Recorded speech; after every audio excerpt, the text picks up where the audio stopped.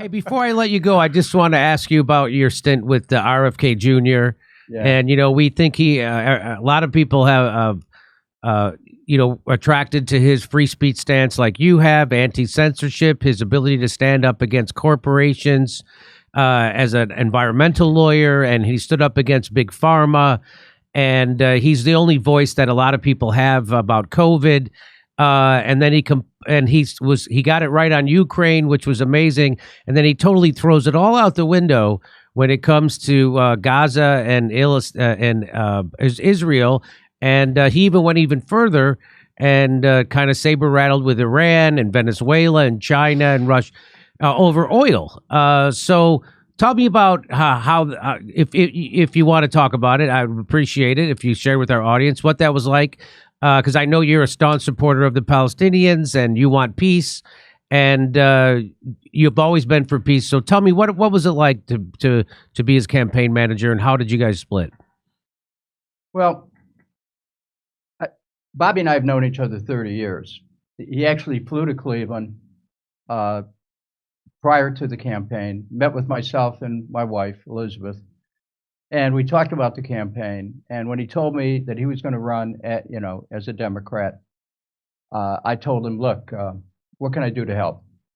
And he immediately asked me, would you run my campaign? I said, sure. Bobby and I are friends. And as the campaign evolved, without getting into areas that cross into a violation of a do not disclosure agreement, that is a contract that I had, I will say this, that, there were disagreements that occurred.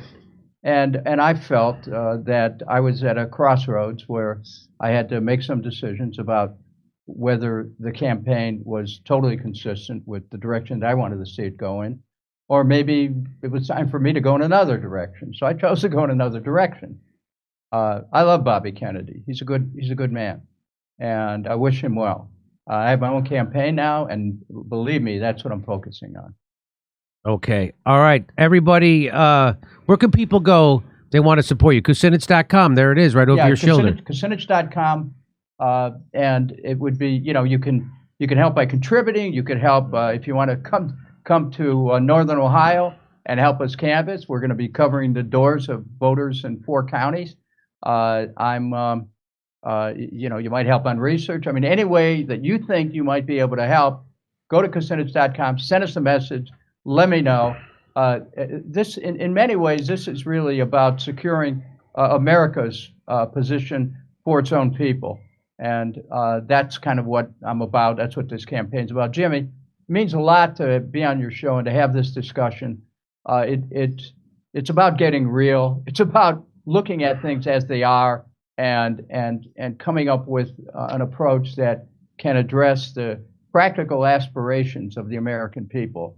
And those practical aspirations, I can guarantee you, do not include endless war. They're about jobs and wages and healthcare and housing and retirement security and good neighborhoods, crime, addressing the crime issues that are afflicting a lot of neighborhoods. We need to recover our country, and I'm ready to do that. So thank you so much for being on your show. Okay, thank you for coming on. Everybody, check out Kucinich.com. He's running as an independent in Ohio's 7th House District. We wish you all the luck. We'll talk to you again soon, hopefully. Thanks again, Jimmy. I appreciate it very much. Hey, come see us do a live stand-up show. We'll be in Bend, Oregon, Portland, Seattle, Philadelphia, Avenel, New Jersey, Boston, Palm Springs, Stockholm, Amsterdam, Rotterdam, Berlin, and London. We're adding a second show in London. The first show sold out. See you there.